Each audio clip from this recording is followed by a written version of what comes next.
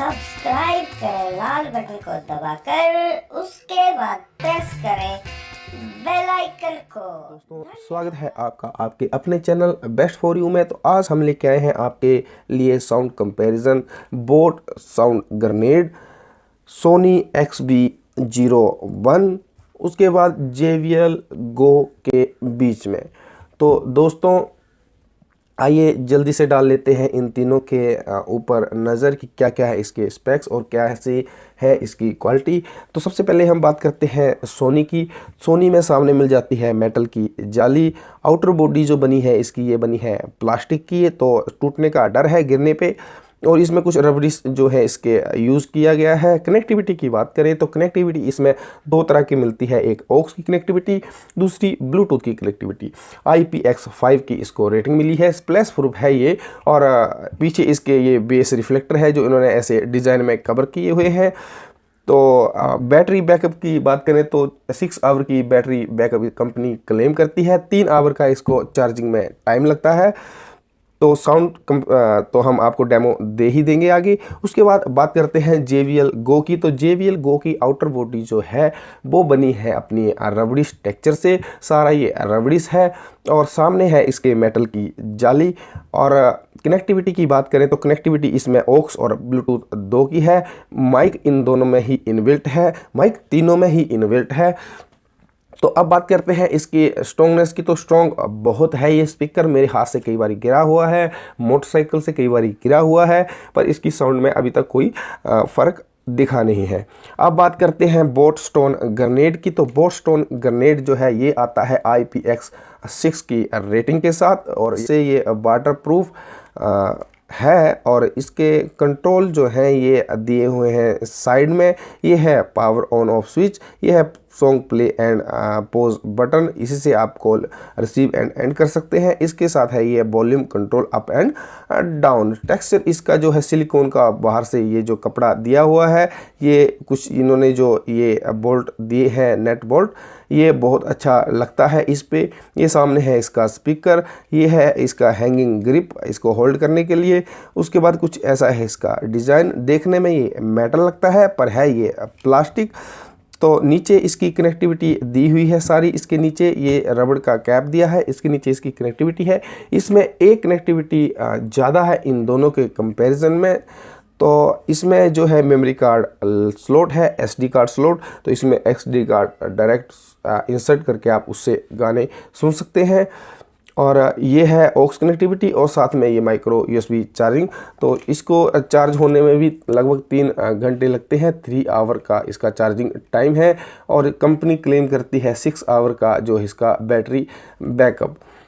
तो अब बात करते हैं डायरेक्ट हम सीधा साउंड के बारे में। तो साउंड का मैं पहले आपको डेमो दे देता हूं, उसके बाद अपना ओपिनियन रखूंगा कि कौन सा साउंड के मामले में अच्छा है और कौन सा रह जाता है थोड़ा सा कम।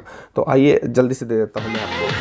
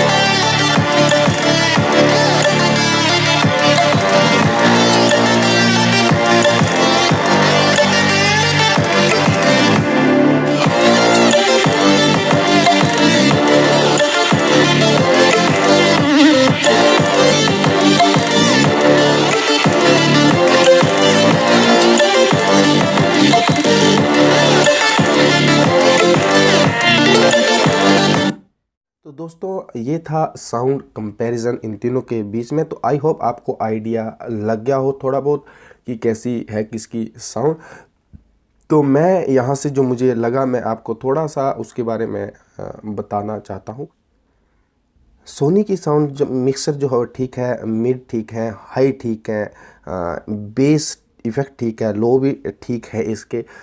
तो बेस थोड़ी सी मतलब यहाँ इसका मुझे कहीं फीचर मिला नहीं इसके बेस, एक्स्ट्रा बेस का जिन्होंने नाम दिया है तो एक्स्ट्रा बेस का। तो बेस जो है वो ठीक है, अबव एवरेज है according to mid and highs. तो इसकी साउंड अच्छी है, मज़ेदार है, आपको सुनने में मज़ा आएगा। तो अगर आप कंजेस्टेड स्पेस में है, छोटा रूम है आपका, इंडोर में आप म्यूज़िक सुनना चाहते हैं, या आप कहीं मूवी देखने के लिए मोबाइल की वॉल्यूम जो है उसको इन्हेंस करना चाहते हैं, आपको पसंद नहीं है हेडफोन लगाना, हेडफोन लगा के बैठना, तो उसके लिए स्पीकर एक नंबर है, बढ़िया है, क्लियर है आवाज़, अच्छा इसके वोकल अच्छे क्लियर है। तो आपको जो है मूवी या कोई आप ऐसा कुछ चीज़ देख रहे हैं मोबाइल में, तो उसकी साउंड एनहेंस करने के लिए बहुत अच्छा स्पीकर है। स्पेशली मुझे लगता है ये उसके लिए ही है। म्यूज़िक भी आप इसके साथ एंजॉय कर सकते हैं। बात करते हैं बोट स्टोन ग्रेड की, तो ये बहुत बूमी है, मतलब बेसी है।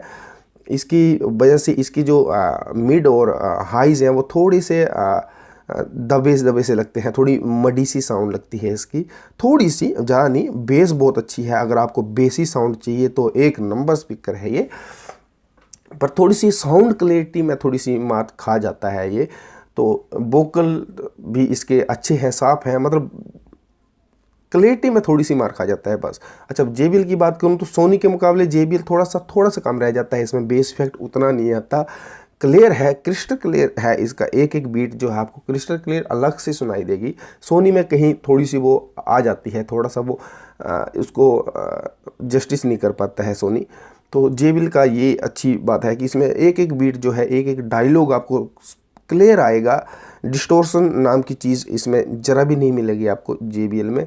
पर बेस इफ़ेक्ट थोड़ा सा कम रह जाता है, थोड़ी सी इसमें साउंड की जो है वो थोड़ा सा कम रह जाता है। तो सोनी और JBL दोनों एक सेम है। मैं अगर अपने इसमें रखूं, अगर आपको बेसी चाहिए तो फिर वो आप बोट की तरफ जा सकते हैं।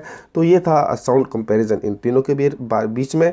तो नेक्स्ट वीडियो जो आने वाली है मेरी, आने वाली है JBL Go Plus के बीच में और मीफा जो A1 के बीच में, जो कि मीफा जो है ये अमेरिकन ब्रांड है। तो हम इसका जो है अनबॉक्सिंग, रिव्यू और साउंड कंपैरिजन करेंगे JBL Go Plus के साथ और बोट जो है स्टोन ग्रेनेड के साथ। तो दोस्तों चैनल को सब्सक्राइब कर ले, बेल आइकन को प्रेस कर ले, ताकि मेरी हर अनबॉक्सिंग, साउंड कंपैरिजन और रिव्यू वीडियो आपको सबसे पहले मिले। और जिन दोस्तों ने मेरे चैनल सब्सक्राइब कर लिया है उनका दिल से बहुत बहुत बहुत धन्यवाद है। जय हिंद, जय भारत।